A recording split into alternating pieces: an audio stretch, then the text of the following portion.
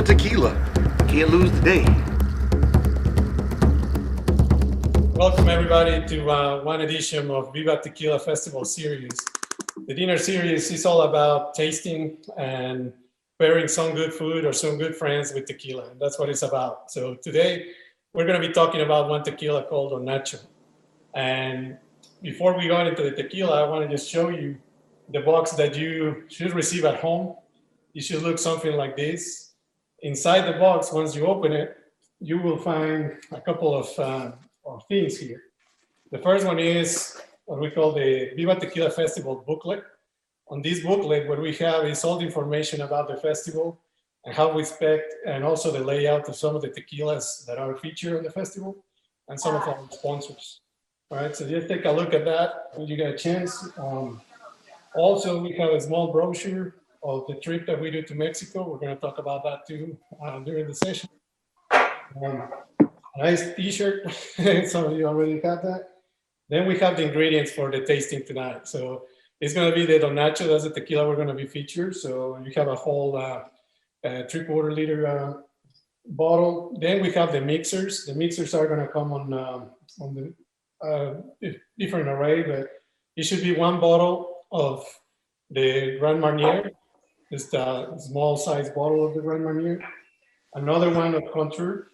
You probably seen this one too at some point. And we also have a small package, very tiny package with the salt. This salt helps us just to rim the glass, or if you want to add a little bit of tequila to the margarita, some salt, that's going to be helpful. So we're going to show you how to use them too.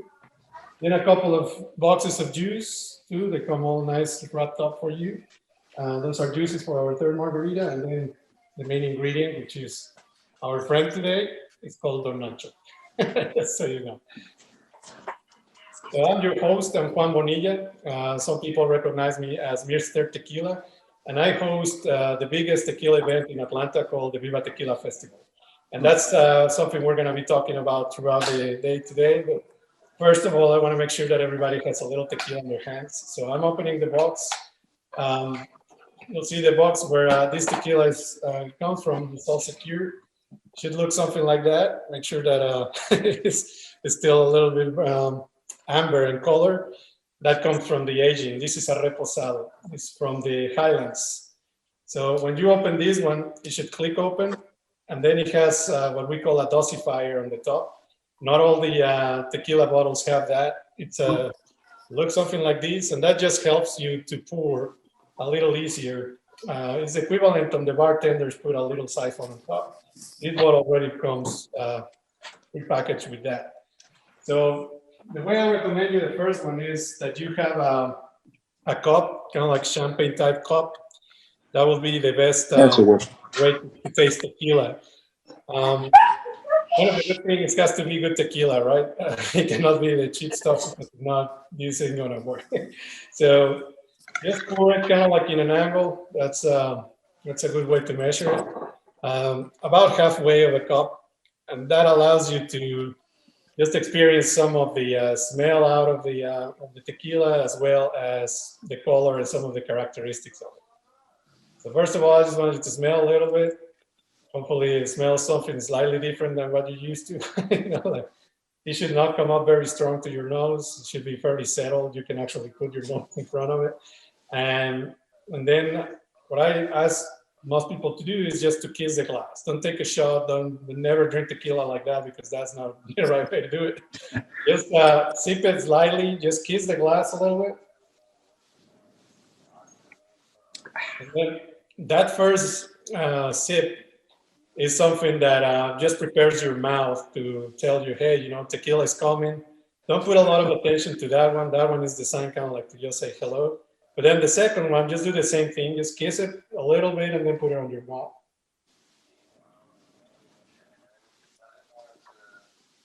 And now it should come with full flavor. That's the way. Now you can see a little bit more richness on the flavor. You probably can detect that it's a little bit more viscosity on it than most tequilas that you probably had before. And that's just characteristics that we're going to be talking about during the Tequila Class 101 today. So just so you know, hopefully it's strong enough to wake you up, but also that is sweet enough that you would like to get another little sip. So, so that's it. So tonight we're going to do 3 different margaritas. We're going to start with the first margarita we call the perfect margarita. And for the perfect margarita, we're going to need 3 main ingredients, right? So the first one is going to be the tequila. Let me switch camera back so I can show you kind of like the process. Move the box to the side here. And the first ingredient always it's going to be the tequila, right? Just have it handy because we're going to use it. The second ingredient for what we call the perfect margarita is the Grand Marnier. So first, the tequila, we're going to use the Nacho Reposado. Second ingredient, Grand Marnier. We have about 50 milliliter bottle here. Just so you know, those little bottles, like the ones that we have on the kit, they're designed to have 2 drinks, you know, about 2 drinks, but we're going to have it all on once, thinking that we're preparing a sip for 2, even though you can just have it for yourself. But just so you know, that's the idea. We're preparing everything for 2 people. But since we're single, most of us on the camera today, we can enjoy it for 1 person. All right. And the third ingredient is just half a lime. You know, just make it easy. Hopefully, you guys have one. If you don't have a lime, that's okay. We'll use some other citrus or just any other juice that you may have at home. I just want to show you what we call the perfect one. Because yeah, there you go. That'll work. You know, pretty much anything that you have at home. And then on top of that, you know, I use a shaker. Some people like to use a blender. I prefer the shaker. It's a little bit more old school, but it's fairly nice. So first thing on the shaker, our ice. You know, I like to put it almost 3/4 to almost full of ice on your shakers. There you go. That's the way somebody knows what. And then on the tequila, you know, you have the dulcifier. Most people have these dulcifiers that have 2 different sizes. The 2 sizes means like one is for the full amount of the liquid that you're using, the big one, and the small one is if you're doing some sort of mixing drinks. In this case, we're going to use the same amount, both of tequila and Grand Marnier. So just so you know, it's about 2 ounces. That's what the little bottle of Grand Marnier has. And that's what we're going to use. I have to hold it tight. Okay. You're going to have to come bring some. I'm just going to eye it. I'm going to eyeball it. My dulcifier is 1 ounce. So I'm using 2 of these measures to complete the 2 ounces that I need.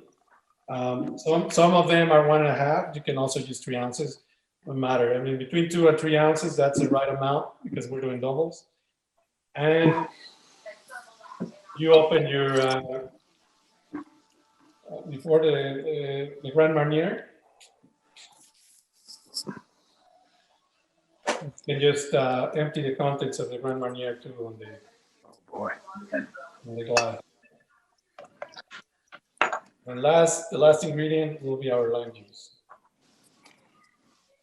Squeeze the lime in. I'm just squeezing the lime in. And that's our third ingredient. I'm just gonna let it rest there for 1 quick second.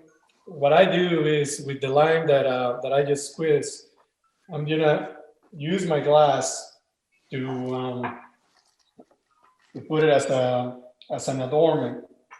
I'm gonna use the salt. So first, I'm gonna wet the top of the glass with the lime. You can do this also with water, but the idea is that you have it fairly wet. You can see the rim now. It's pretty wet. Some people like it with the rim. Some other people don't. But I always like to teach people just how to do it. And one of those little packages that we have, a little salt. It's called Tajin. It's a brand fairly well known in Mexico.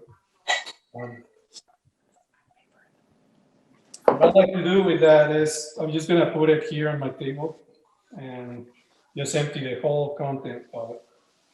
so you have a nice round. You can also do this on a small plate or on another surface that you want to use. I just like to do it all in my same table here. So I just have one thing to clean stuff. Some of them are a little more stubborn just because they have some pieces that may be a little humid. I just want to show you now how it looks. Just a pile of the salt. And I just put the glass on the side and just touch it all over. And then on the top.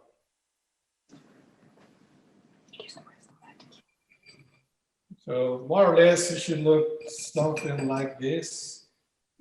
When you're done, you know, you just have a little bit of salt on the rim that helps you just with the taste. All right.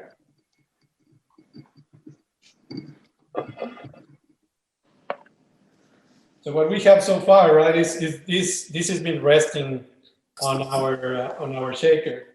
So I'm going to start shaking now. Just close it up and shake it.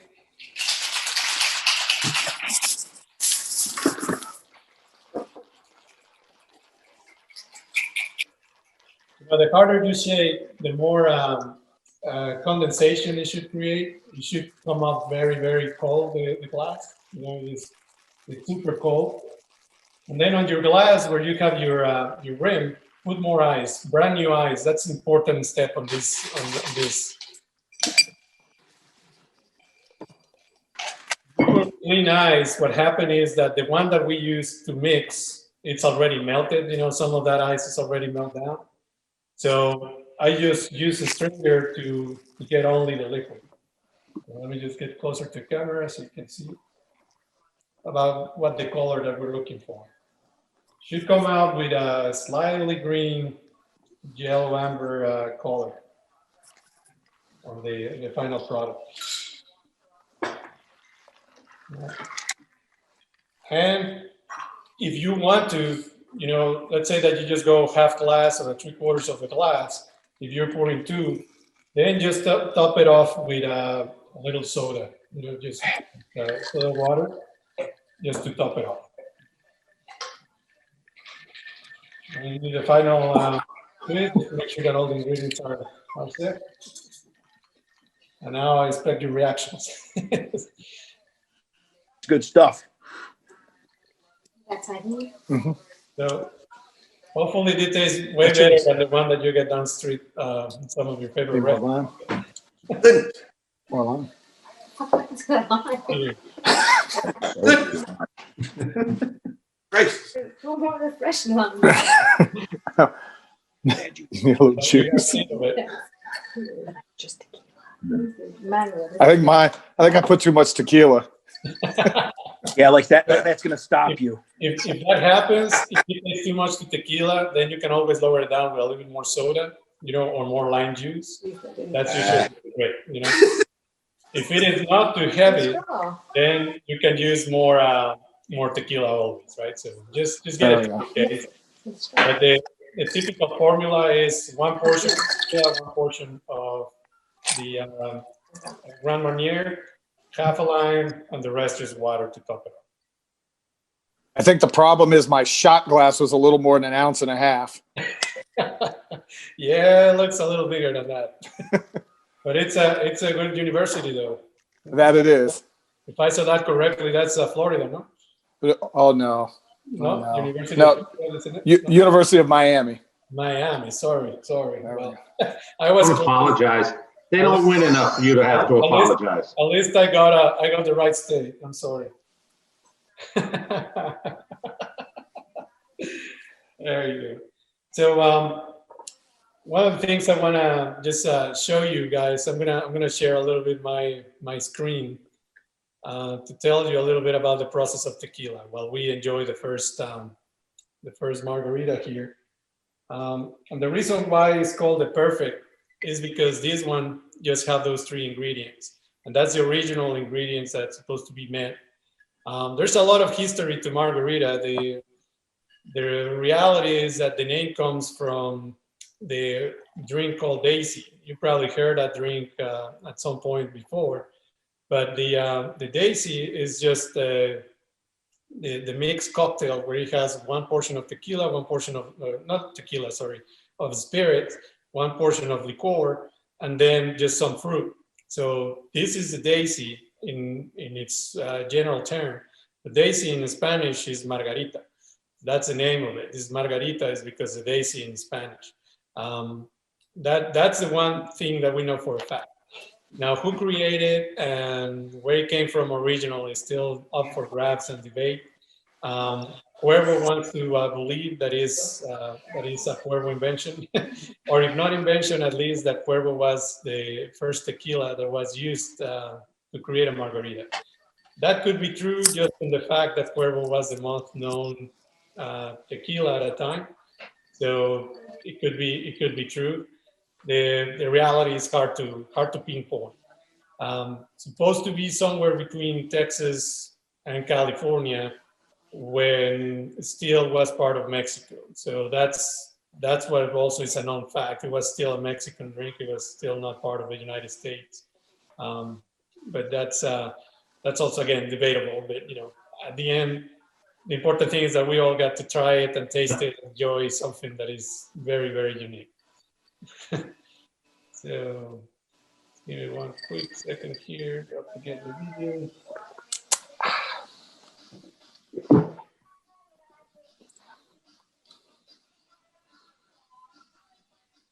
I feel better. Yeah. Feel like I'm ready to take on the world. Is just wash away all your worries, and that's what is very, very natural. And then creates perhaps some later on in the night. Who knows? You should never create more. You should always just ease down. In a good way. So here is a small video of the Don Nacho factory.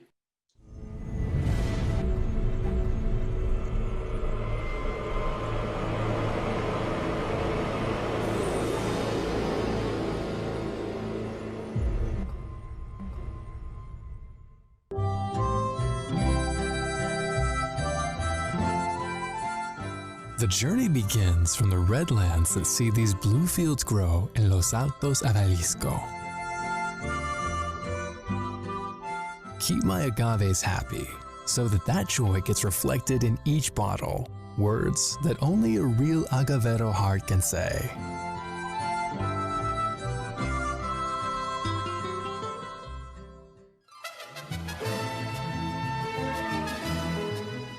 More than 30 years ago, under the name of Agaveros Don Nacho, one of the most prolific agave-producing companies was established, harvesting plants of the best level and characteristics of the region.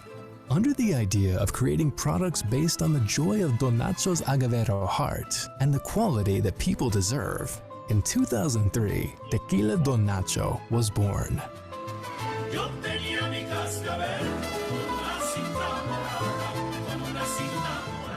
The process begins with the arrival of the agave pineapples.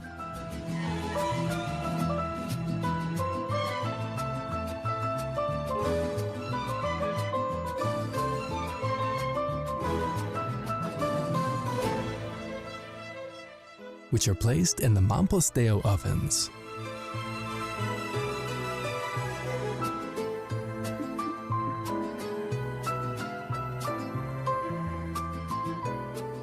Here, the slow cooking of the agave is carried out for a period of 24 hours in order to obtain the best agave honey.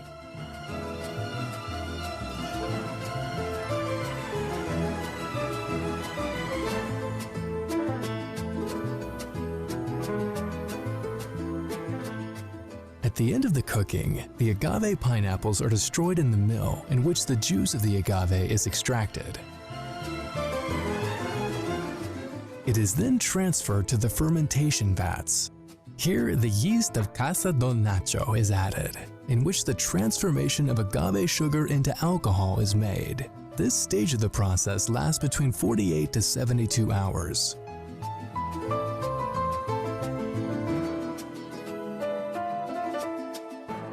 In Tequila Don Nacho, we perform a double distillation, with which at the end, we obtain our incomparable white tequila 100% pure agave.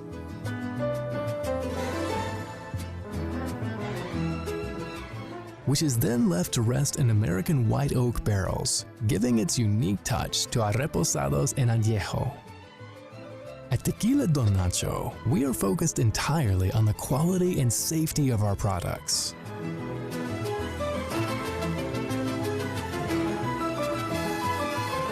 Our packaging system is encapsulated and isolated from any external contamination, which guarantees the proper inspection of each bottle.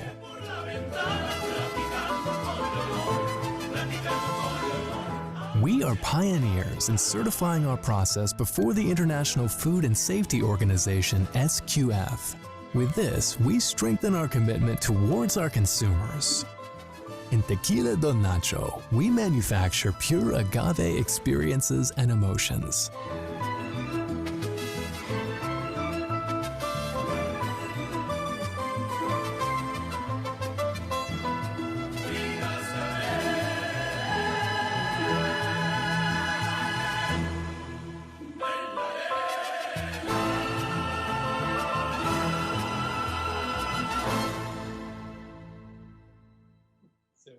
That's just a brief history of Don Nacho, right? Just so you know where the factory is coming and what we're drinking, what it's about. So the history of Don Nacho, you know, the guy that is on the first shot, that is looking at the field, he is Don Nacho, right? He has been an agave grower for generations. He's fourth generation of agave growers.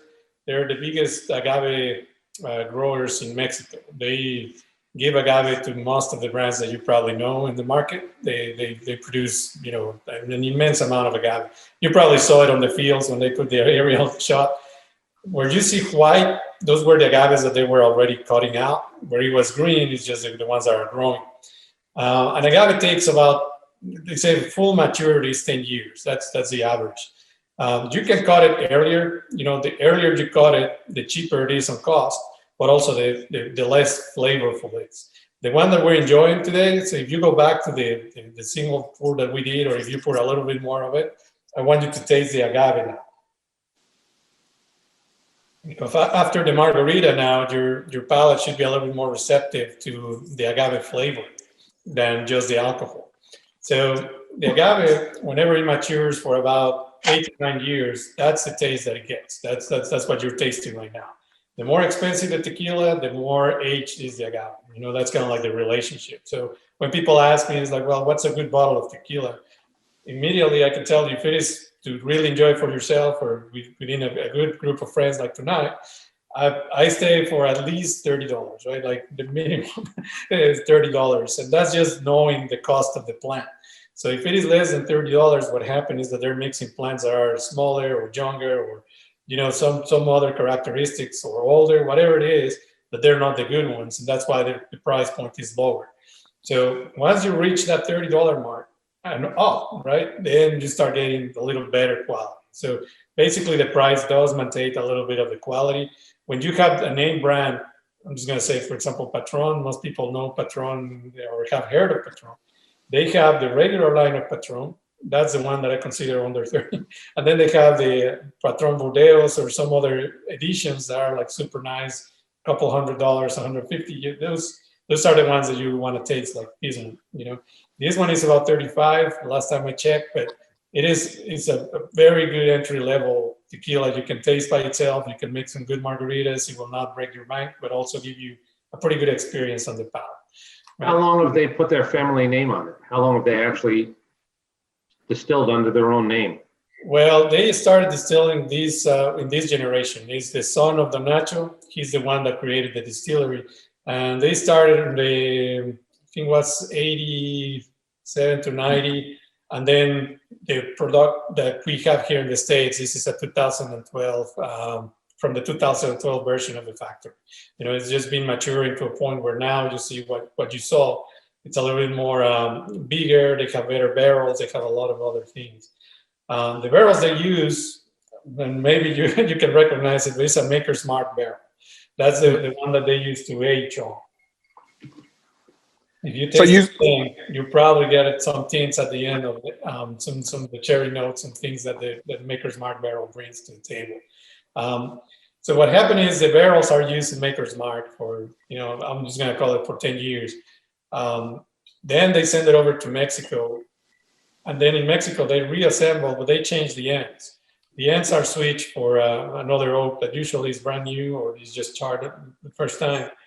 But that barrel gets again used for this one. It stays for about 11 months. That's a reposado. Reposado goes from 3 months to a year. That's the range of reposado. And then from 1 year on, that's your añejo tequila.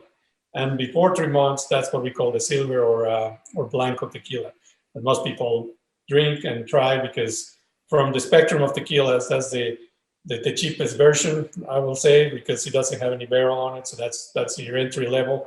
Then once you put the barrel on it, the cost goes up. And the longer the period goes in the barrel, just like in any other spirits like whiskeys or rums, the longer the period, the more expensive it's going to get. Tequila has been known for give up a lot of the agave flavor to the barrel. So the longer you keep it on the barrel, the more taste of the barrel you get and the less agave you get. So most of the extra añejos or extra añejos, they get to like 5 years, 6 years, and that's where they stop. Really, after that, the power of the agave completely melts down and it's just wood what you're tasting. So that's why most companies, the most expensive tequila they offer is going to be on the range of 5 years on the barrel. You see. So you say the $30 price point is kind of 30 and up. So if you get an $8 jug in a plastic bottle, it's probably not very good. It's not just not very good, but almost can bet money that it ain't tequila. Might as well drink antifreeze. Yeah, you may be getting something from the windshield cleaner or something, It's spelled a little bit different. That's TAKI. Not real. You can use it for cleaning the garage, probably. Yeah. What happened is, in history, the very first person that requests the King of Spain to produce tequila was Jose Cuervo. He does have that. So he sent a letter to the king to request, hey, I want the denomination of origin that I can produce my own wine here. He was calling it the wine of tequila, tequila wine. That's why my company is called Tequila Wine. But the King of Spain granted that. So they put the denomination of origin on the land. They gave the title and all that. What happened is, a few hundred years later, or a little bit more than that, Mexico gained its independence. So after the independence, really that denomination of origin was on a fairly flux status because it was no longer Spain. So it was, it was not in 60. So most of the people that migrate either to the United States or to Europe, back to Europe from Mexico, they started stealing whatever it was, and they just call it tequila because that was what the popular name in Mexico. So they call it tequila. They put a nice red hat on top or a little toro or something. They just start being created. And it was until 1997 that regulation came back to stop all the production of stuff that was not tequila, so you cannot label it tequila. So even today in the market, there's a very, very big effort trying to tell people, look at your bottle, make sure that it says 100% agave, or at least says tequila, or that has some sort of government from Mexico. The tequila has to be done in Mexico. If not, it ain't tequila. So that's something not a lot of people know. But if it's not made in Mexico, then that's not tequila. So that $8 jug, highly doubt.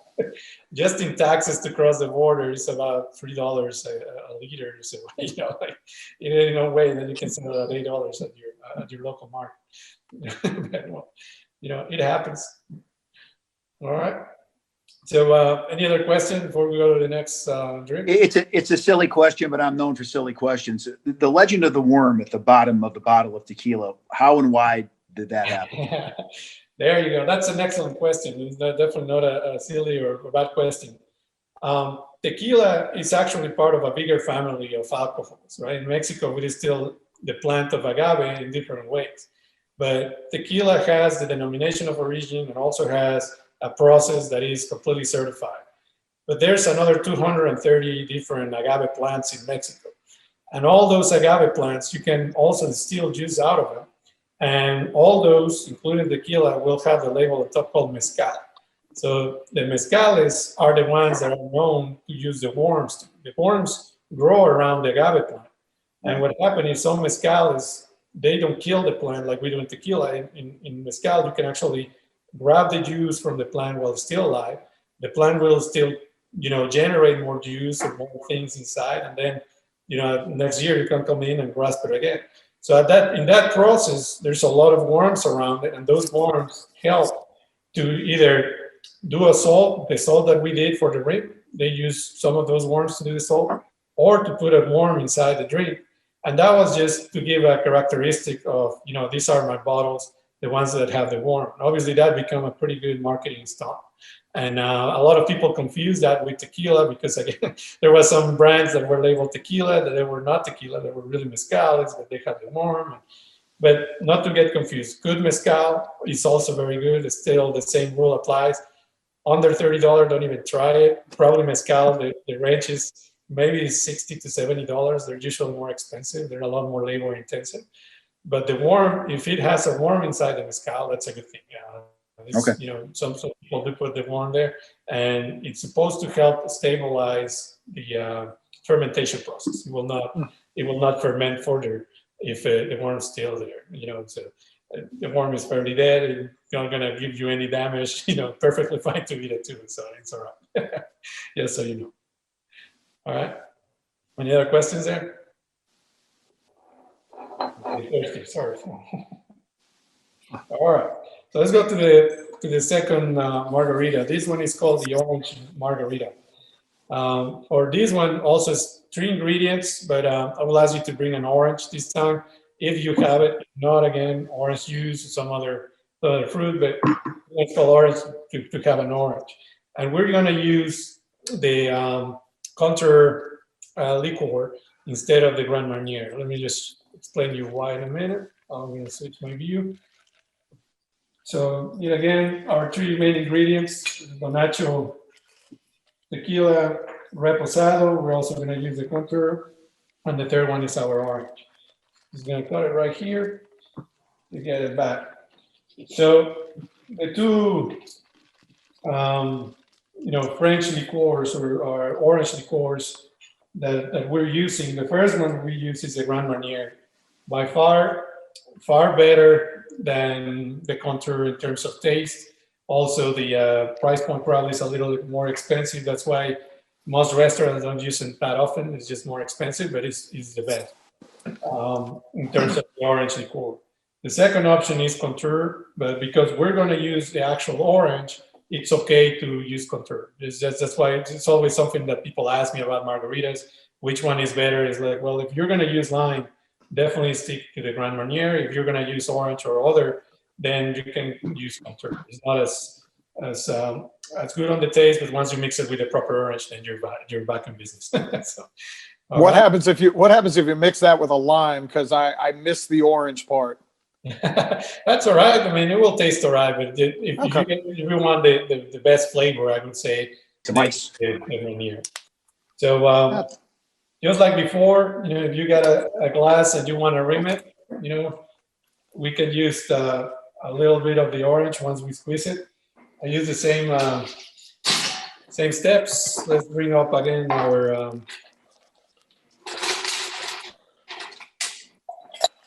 our shaker. So shaker with a bunch of ice, about 3/4 again. Now by the second one, measurements are not as important, but still I like to measure. Still the same amount of tequila as the drink that we have to mix. So in this case, a couple ounces. So a couple ounces of tequila and a couple ounces of the Contour. The good thing is because it's a small bottle, you don't need to measure it, but still, if you want to measure it, you have something else on your bar. Is the mix always even pours? Yeah, 1-to-1 ratio. Yes, that's what I believe is the most effective way to do it. Some people don't even use the liqueur; they just use the tequila straight up, and instead of liqueur, they just use the juice or the mixing, the margarita mix or whatnot.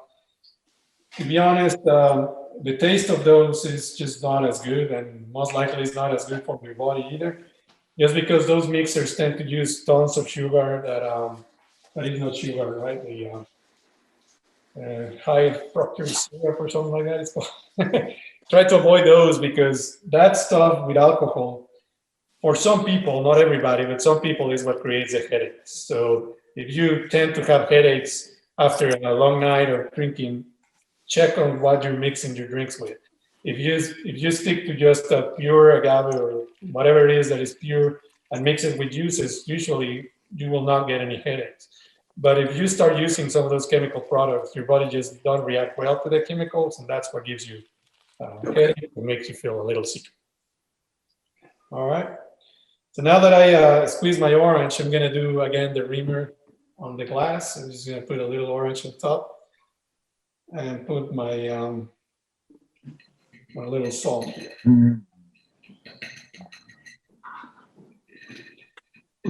Couldn't help yourself.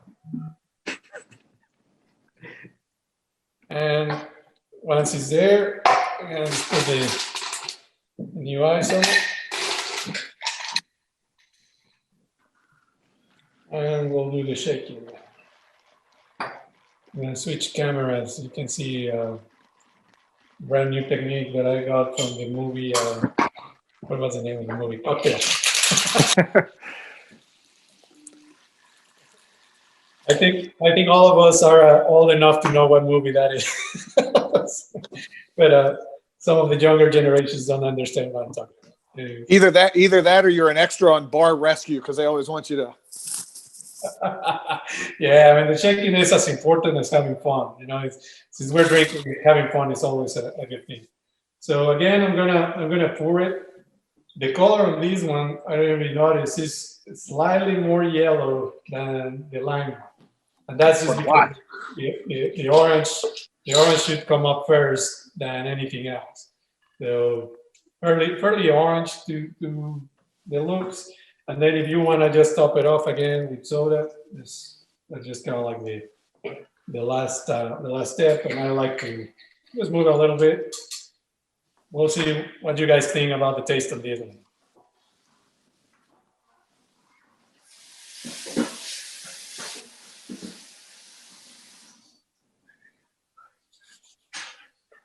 Oh, that's good. Good old days. There you go. That's good. That is good. The orange is usually a favorite just because it switches the flavor from the original margarita. It's something different. But it's usually fresh too, and a little bit more sweet. Sweeter than the first one. That is real good. For sure. Dimino, once I finish this glass, Dimino, I'm going to let you know what I really think of you. That's the whole idea. So, in order to try tequila, right, give tequila a chance. Just buy different bottles, go to a restaurant and order different brands, right? I mean, most restaurants, regardless of what food you're eating, they will have a tequila bottle somewhere. And if you try whatever food you're eating with tequila, believe me, your perception of food pairing is going to change.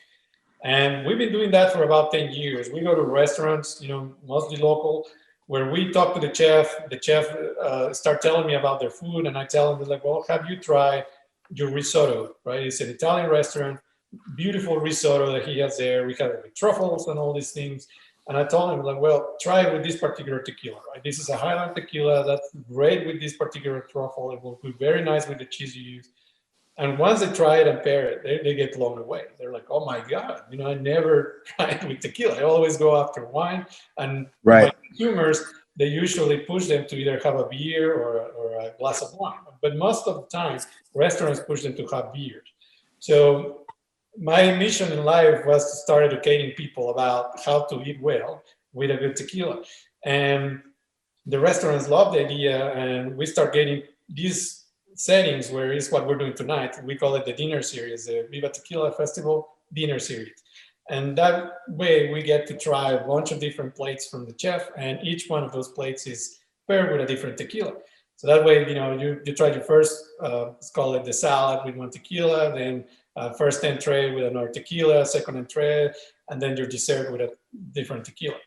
And that definitely changes the game for a lot of people. The chefs are very happy because they were not aware that they can actually use that as a pairing tool. The consumers, they're just like, oh my God, this is amazing. Just like the orange margarita you're tasting is not the typical thing you see on the menu, but if you order it, I'm sure they're going to do it. It's just a different taste, a different thing that helps your palate enjoy whatever you're drinking or eating. So after Tequila sort of got relegated to the later part of the night. I hadn't thought about tequila at 7:30 with a meal. Tequila always seems like it's that late in the night drink. Well, you're pounded shots and you're getting goofed up, Yeah, but now you're saying you can enjoy it with a meal. I mean, that is a big misnomer. A lot of people don't realize that. Oh yeah, definitely, man. There's definitely several jokes that they call the Mexicans at the end of the night. Normally, it's Johnny's Hideaway at about 2:30 in the morning. I know exactly what you're talking about. Not that there's anything wrong with that. No. But yeah, I mean, I convinced them to also carry good tequila because before they only had the ugly stuff. Now they do have a couple of they're pretty good, so you can actually hit them at 3 a.m. We will not make you that bad. But anyways, the whole idea and the concept, right? After having all these dinners for a number of years, usually in a dinner we host between 20 to 40 people, right? We get to talk to a small to medium crowd. But the way I really want it is to get bigger, right? To try to tell more and more people, as many people as possible. So we come up with the idea to create the Viva Tequila Festival. So we put together, in essence, a place where you can go and try different tequilas, but each tequila is paired with a different restaurant. So that way, you have a mix of Taste of Atlanta with a tequila festival in the same place. So chefs are able to express themselves in some plates, invite you to the restaurants, let's say a seafood place, or if it is a Chinese place, or an Irish pub, or an Italian restaurant, steakhouse, barbecue, burgers, whatever it is, and whatever plate they do with a different tequila. So you have something like Don Nacho, for example, or you have Cazadores, or you have one of the 30 or 40 different brands that you can taste. And as a consumer, it's a great experience because you get to stop from one station to another, and the chef most of the time is there, or if not the sous chef, telling you about their plate or their restaurant. And at the same time, you have the owner or a brand ambassador from that tequila telling you, why this Highland tequila goes very well with that hamburger you have in your hand. It's just an amazing experience. And we try to keep that to a level where everybody have fun. It's not about doing shots. It's always about tasting and understanding the tequila with the food. And most of the time, we've done this now. This is going to be our 4th edition. So every time, it gets just better, right? Like more restaurants, more variety of tequilas, more things to do, more entertainment, and so on and so forth, right? So this year we're going all into. We're going to do it at the Brave Stadium. And we're going to expect a lot more people, in the 5,000 to 10,000 range, and definitely a lot more restaurants participating and a lot more tequilas too. That's what it is about in the festival. Let me share again my screen. I want to show you a quick video of some of the previous festivals, so you can see what I'm talking about in the ambiance and all that. So let's just put it up here. Give me one quick second. Here, you can find all this information on our website. It's called vivatequilafestival.com, and that's where we have all the information about the dinners, the festival, and most important, where you can find also some of the good products that we see here.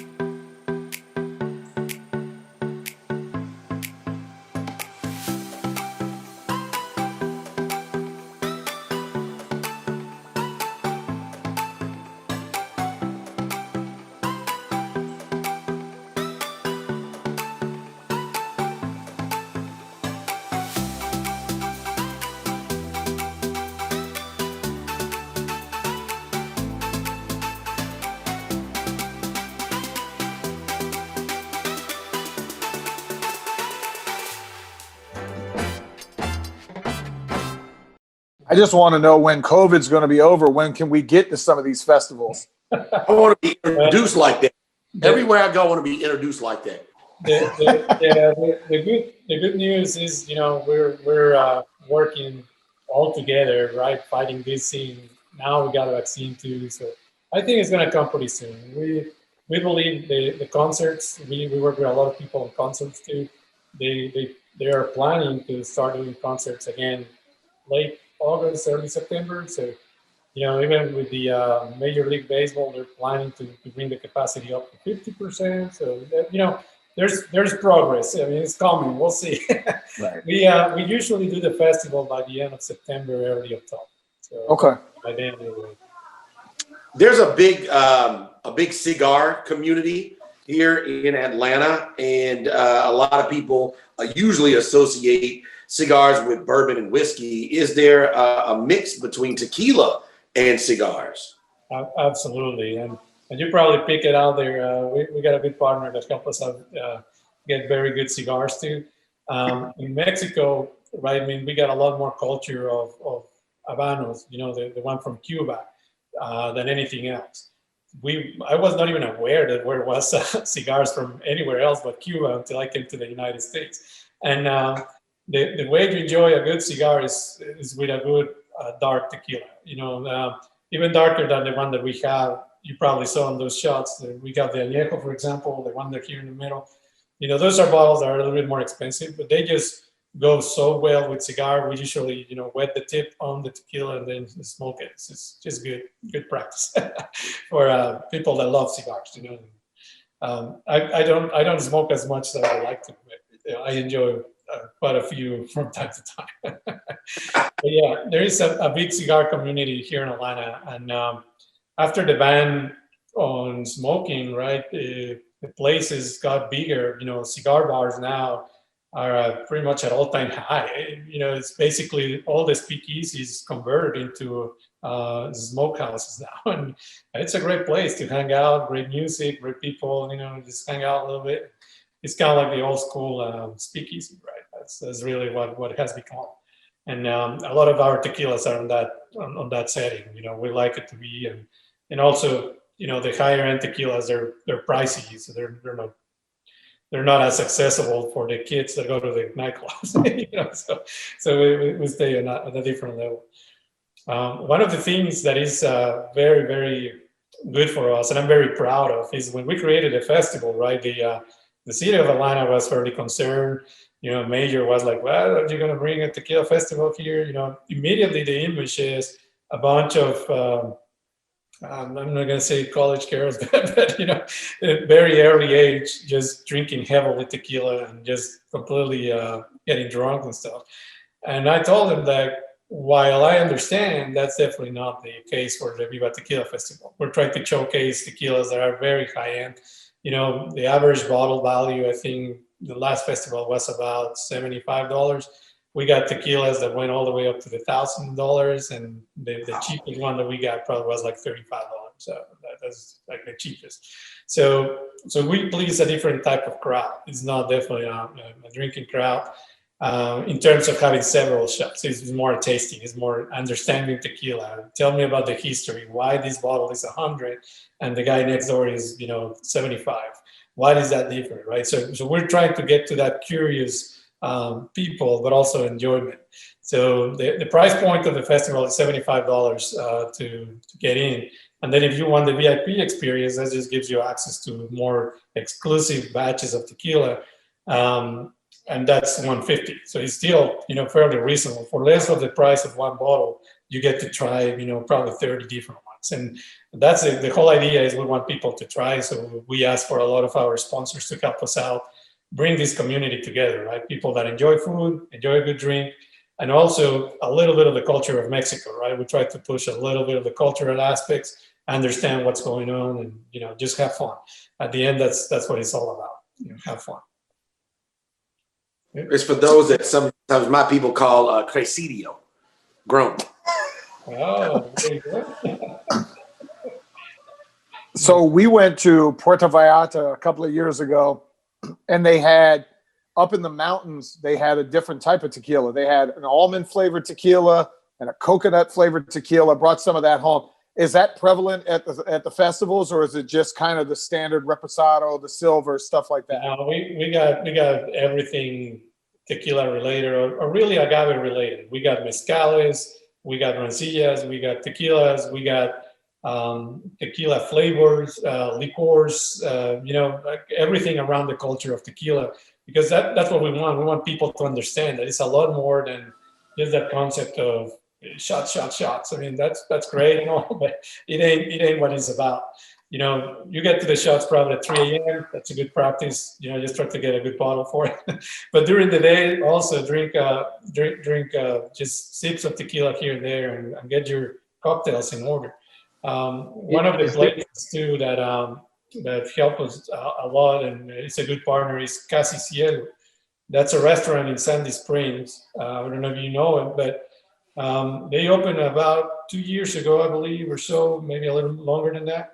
But we were able to help them out with their menu in terms of the mezcales that they have. They want to be known as the mezcal house in Atlanta. So if you want to enjoy a mezcal, Casi Cielo should be on your #1 list. But also, not just mezcals, they also have excellent tequilas too. And they have an amazing bar menu where they create all the cocktails from scratch. Kind of like what we're doing, squeeze the orange. The salt is actually being grinded right there in front of you. All natural ingredients. I mean, it's just an amazing place too. What's the name of that place again? It's called Casi Cielo. It's almost heaven in Spanish. Casi then heaven cielo. Is there any climate in America? Has anybody in America tried to do tequila? Or have we given up on the idea of trying to do a tequila here in America?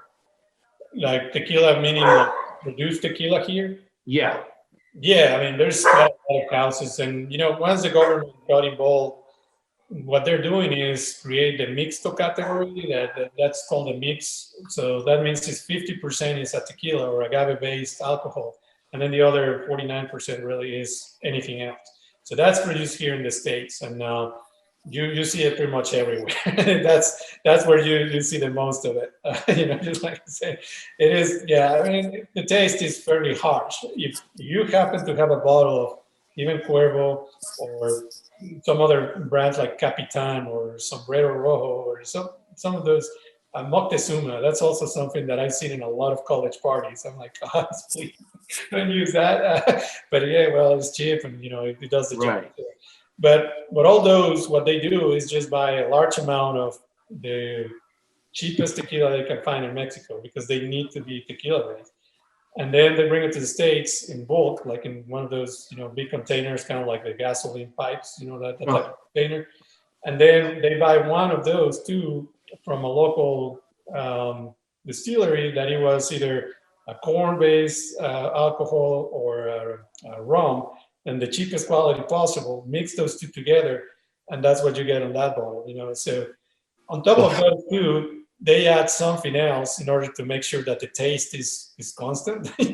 So that thing that they add is chemical, and also they put some colors too. So to mimic the color that we have in our glass, they use that, yellow number 350 or something. So anything that says made in Ohio, you probably don't want to say that that's what you...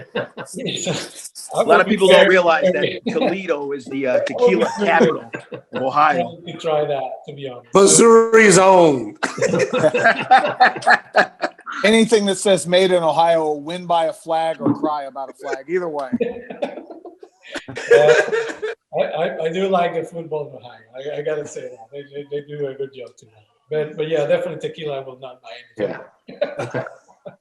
Yeah, I mean. What about made in New Jersey? Yeah, the good guys from Kentucky, right? Those are the guys that usually bottle some of these mixed drinks, because they already have all the license and the facility to do that. However, they usually never mix bourbon. They only mix either sugarcane or vodka. It's just vodka, the cheapest they can find, or just rum they can find, and then they call it the tequila. And oh my God, that's Gentlemen, may I? Think about it, right? You're having a shot of rum and tequila and rum, and Everybody, all at once. Viva la Mexico. Viva la Mexico. and the results are not pleasant. So it's better to find tequila that is a little more expensive, what I tell all the people is like, pay a little bit more for the bottle today, and you're gonna save that money that you're gonna use in the Melox tomorrow, right? So, just better keep it the good stuff today. Pay the $30 instead of 15 and 15 tomorrow just for all the medicine you need to drink to get better. So just pay that up front is better. All right. So any other questions before I jump to the next one? All right. Yep. So I'm gonna go now to the mango margarita. That's also a very, very popular drink. It got even more popular on the cruise line. A lot of people are now doing that. Hopefully we're gonna get to that. More ice.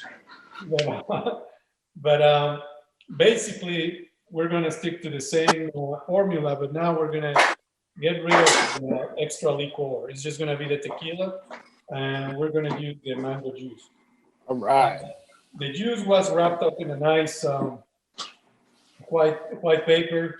It should look like this. We're using the brand called Jumex, and that is just put with a little label for us. But this is the mango nectar. It's not 100% juice, but it's one of the juices out there that has the highest concentration of juice than just a regular soda or a regular fake juice, what I call it. Right? So this is fairly safe to drink. Is what we as kids in Mexico used to drink a lot. This is the typical juice that we have. If I'm not mistaken, this should be about, I'll see it probably, yeah, it is 20% juice. So that's why I use it. Close enough. So after I shake a little bit, as you see, what I'm doing is it comes with a little straw. Mm-hmm. You see that straw. Well, when you put it, it helps a lot to pour it. Once you put the straw on it, kind of like on the side, if you squeeze a little bit, let me just show you this because it's interesting. You just leave it like this and put the straw on top of your glass. If you squeeze a little bit, then the juice comes out. So it's very easy to pour. And that's why I use this I don't presentation. know what to do with my straw.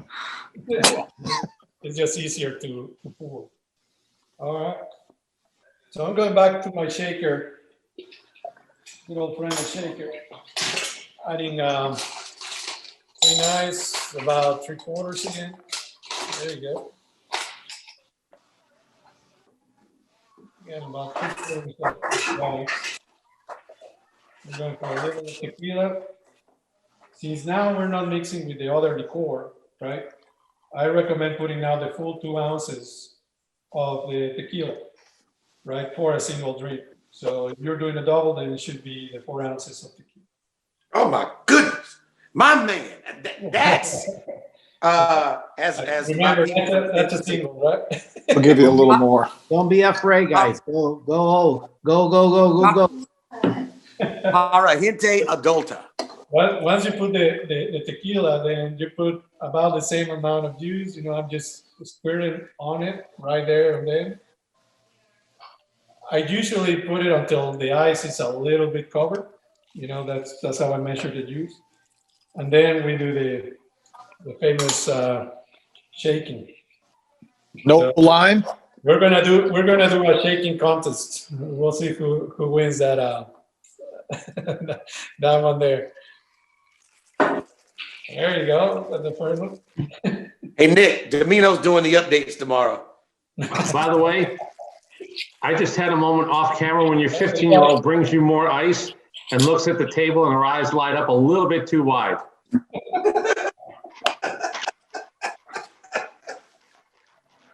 Joe Hamilton's doing updates tomorrow. There you go. Just leave him a little bit. I'm not coming in. I'm not coming in. It's all over. So Are we doing salt again? after the shaking on this one, you can actually don't ring the glass. Just use the glass straight up No salt? with the ice. Now let me show you why. Because this one comes a lot sweeter, right? I'm gonna switch the screens again. Because this one is straight up the juice with the tequila, then it comes a little sweeter. Not about this, but let me just show you how it's gonna look. It's has a lot more of the color of the mango juice, right? What I like to do with the salt now is actually put it inside, There we go. right? Now I got it. That will add that little kick to it Kick. in the actual drink. And after the salt, then I top it off with my little vodka, just to do the final touch. Do you put some salt in the drink on this Oh, one? yeah. Yeah, this one goes into the drink. Because it's real sweet. We're gonna put some salt in the drink. See what he's doing? Yeah.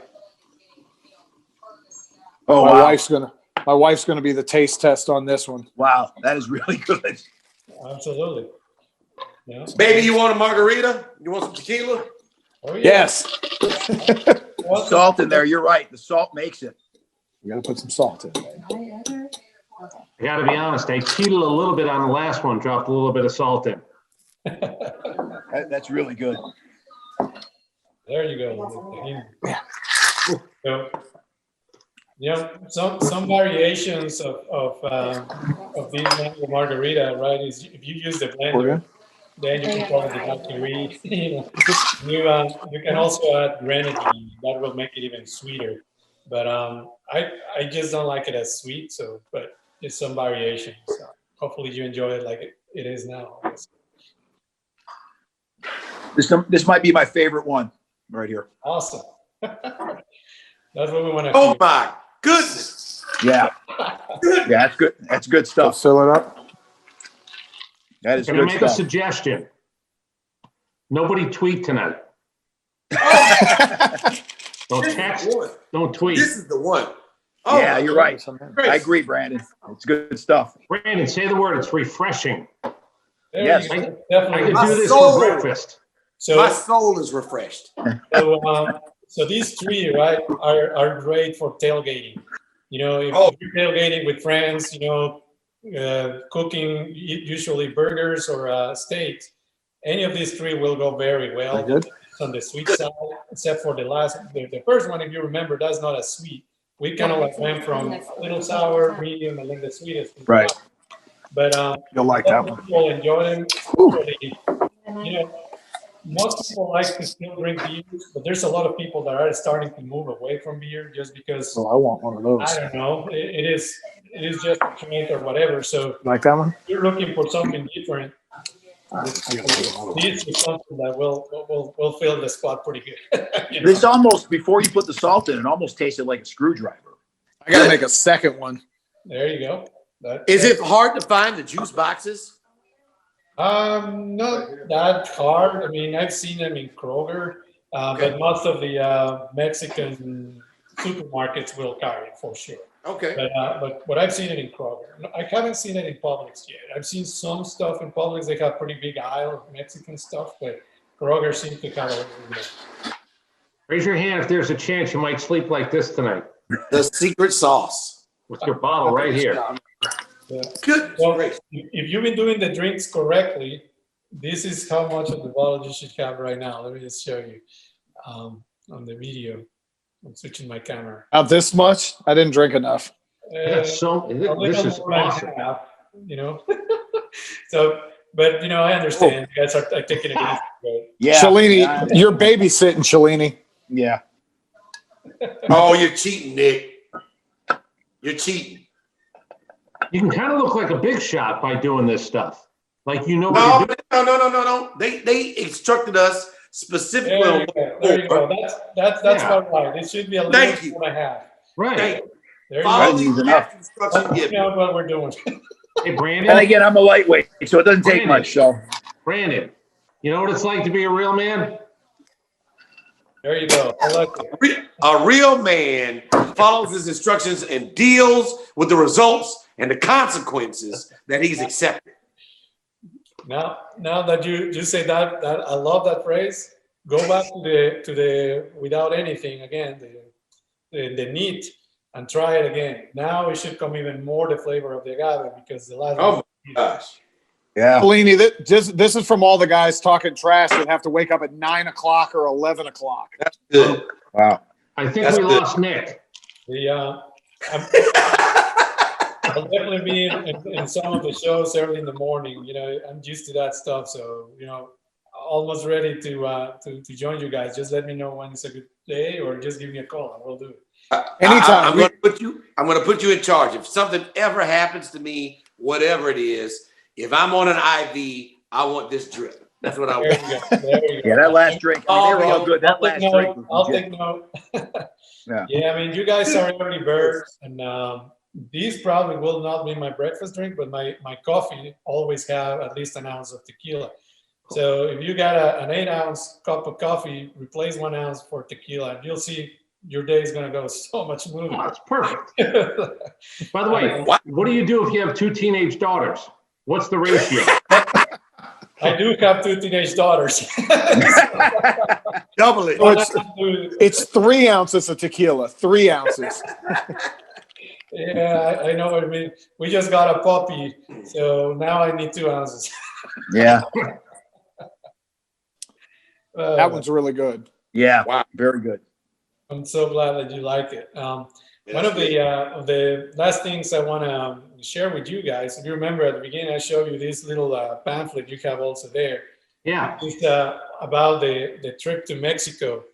Out of all these dinners, right, when we talk to people one-on-one and they start understanding how to eat with tequila and, you know, a little bit more of the culture, really the next level up is to really live it, right? I mean, you went to Puerto Vallarta and you kind of like saw what it is, but usually it's one experience during a vacation, right? So what we try to do, we completely change the game and say, no, we're actually doing a full experience. It's not really a vacation. This is really a full experience, completely to relax. Like the only thing you get to worry about is to sign up, and Chema will give you the instructions. And after that point, we're going to pick you up at your house, take you to the airport. We fly down Delta. Then our staff is waiting for us in a very nice bus. You've probably seen one of those buses, very similar to what the players use. It's a 24-seater, but it's the old bus. That's what we use to go around the tequila towns and understand the process. And we get to know the owners of the factories. They teach us a little bit about their products. We go to a restaurant, the chef comes out and prepare this amazing meal, each dish paired with a different tequila for breakfast, lunch, and dinner. And in between, we do some activities, you know, horseback riding, spa day, whatnot. And we come back, sadly, on Sunday, but, you know, we'll take you all the way back to your house. You don't have to worry about nothing. We sleep in different hotels, hacienda, all boutique, all unique. Only reduced amount of people. The maximum we take Hold on. people. Hold on. It's an experience Here, like no take my number. Sign me up for 1 month. You gotta give it to Chema. He's the one that takes care of all the trips and all that. But yeah, definitely. It's an experience like no other. The people that have participated on it, they really come back with a completely different view of tequila. They understand now, you know, why is one of the most expensive spirits in the world. A lot of people think that the most expensive spirit in the world is whiskey, but it ain't. The difficulty in Mexico is the plant. The plant, the agave, it takes 10 years, as we talked. Let's say that you cut it at 6 years or whatnot. It's still 6 years, but it's outside. It's on the wild. It's not like you can control the environment to grow it. So it's completely out. So that's very difficult. And then on top of that, you kill the plant. Once you're going to use it for the tequila process, it's killed. So you got to wait another 6 years for the next one to grow. And then from there, it goes to the same process that any whiskey or any other rum or vodka goes through. And then you add the age at the end. So it is one of the most expensive drinks, but because you got the connotation that needs to be cheap, they cut corners everywhere to try to keep it cheap. But don't stay on the cheap side of the equation. That's my only advice. I just got to know, do you have internet down there where we could do shows from Mexico? Because we'll come broadcast. I'll raise Dimino's month. We'll spend the entire summer down there. Absolutely. I mean, even from the boss, all your cell phones work. Like if you have AT&T, Verizon, T-Mobile, everything works. There are certain areas when we go way out there to the fields where the signal is slightly on and off, but the boss itself has a pretty good Wi-Fi too, and that's satellite. So we're covered there. I mean, So how do people, tell people where they can go to actually sign up or at least get information about a trip like that? absolutely. It's all on our website at vivatequilafestival.com. And you'll see the Mexico experiences right there, and you'll get to see, some of the videos and some of the people's comments about it and so on and so forth. Let me show you guys a small video too on the trip. That also lasts about 2 minutes.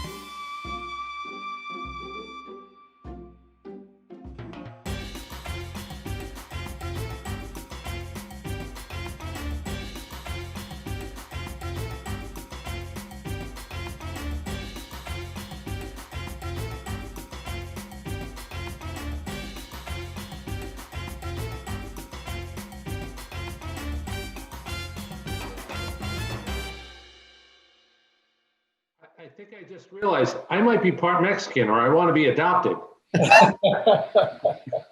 Cristobal Dimino. Cristobal. That looks very, very relaxing. Oh, Chris man. Dimino Jimenez. That's experience that we want you guys to understand, and it's all curated. There's nothing that you need to worry about. Not even the decision of what time you wake up or what you're gonna have for breakfast. There you go. Everything is taken care of for you. The only thing that you need money for, on top of what we do, is if you want to buy a house or if you want to buy a full distillery. We got a couple of guys that went with us and like, no, I want my own tequila now. And we're like, all right, we'll help you with all that if you want. Or if you want to bring tons of tequila, whatever it is, we'll help you. So no worries. Not even that you got to worry about. You just need to really enjoy. It's really an experience. We're not trying to to sell you into the one particular brand. Like most trips that are designed to do that, we try to stay away from that. We really want you to sell the experience of enjoyment and what it's about to have a tequila with the horses and in the land where we created all these things, right? That's where the mariachi is from. That's where the charros are from, and that's where the tequila is from. So it's very hard to miss all those traditions, and it's very nice. It's a good experience to understand Mexico that is different from Vallarta or Cancun or some of the mainstream activities. But I believe we do a very, very good job of understanding and curating that experience. So hopefully we'll see you soon in one of those trips. Let's go. There you go. I'm ready. All right. So I don't know if you guys have any other question or things that you want me to talk about before we go to the next cut. I think we're good. All right. Well, All right. Okay. Well, so the main session kind of like wraps up here. This is kind of like how we conclude usually the experience. For you guys, what I want to just follow up again during the game. I'm gonna be online. I'm gonna be listening to everything you guys say. At any time, you can just, hey, in this pass, I remember, whatever it is, we can definitely tie it into food or tie it into the tequila pretty quickly, and I'll help you with that. It's not a problem. Okay. So, and I'll make sure that you guys are also loaded. I'm thinking you're probably going to need another kit for the day. I think so. But let me ask you this: I need 3 kits. Do we do a drinking game of every touchdown or every interception? How do we do this on Sunday? How about Every first down. and 10? First down. Goodness. Every interception, it's not the Falcons because we'd all be dead. Yeah, it's going to be Thursday. We do interceptions. I expect that it's going to be probably about 10 interceptions total. Oh, goodness. Oh, wow. I mean, Brady will be probably the one with the most, I guess. Nice. Oh, my goodness. But maybe touchdowns. Touchdowns, I do predict a lot. That's a thing. All the teams are very heavy in points. So That's true. That's true. we can count on that. And but yeah, I mean, just tell me. We'll prepare it. I can definitely hang out with all these regulations. And it was educational. The proper way. There's ways to do shots. I can definitely talk to you about how to do a shot. Oh, yeah. Cellini knows how to do shots, if anybody else. No, I'll he tell doesn't. Yeah, he does shots like a 4-year-old. He's very colicky. Yeah. No, it's not for him. There's just more my speed nowadays. By the way, let's talk about the elephant in the room. That whatever it is, that crystal chandelier thing behind you. Whoa, 2 furnaces, fenced in.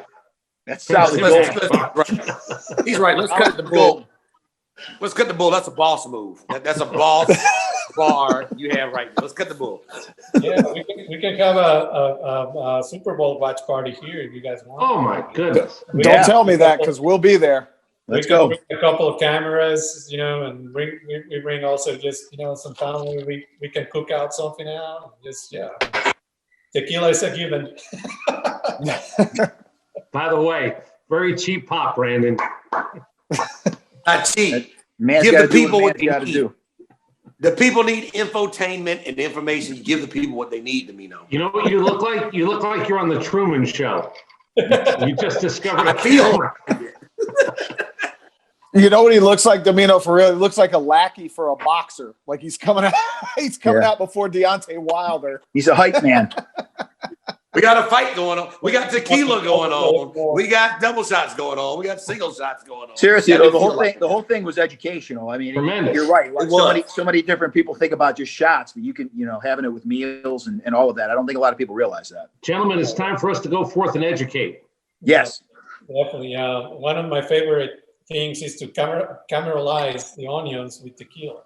And that tastes phenomenal. You just got to try that. I mean, a lot of people do it with bourbon, but man, with tequila, it's just a completely different story. That's true. A lot nicer because it's natural sweetener. So or your coffee in the morning. Definitely try it. Well, thank you. We appreciate it. Yeah. Thank you for the guys kits. the time, and we'll definitely keep doing these sessions. I'll bring some more different tequilas, different stories, and a bunch of stuff. We got about 27 or 30 to go through. So Oh, nice. number one, it's on the Well, we're easy to find. for the Yeah. I'm gonna go cut the lawn. My man.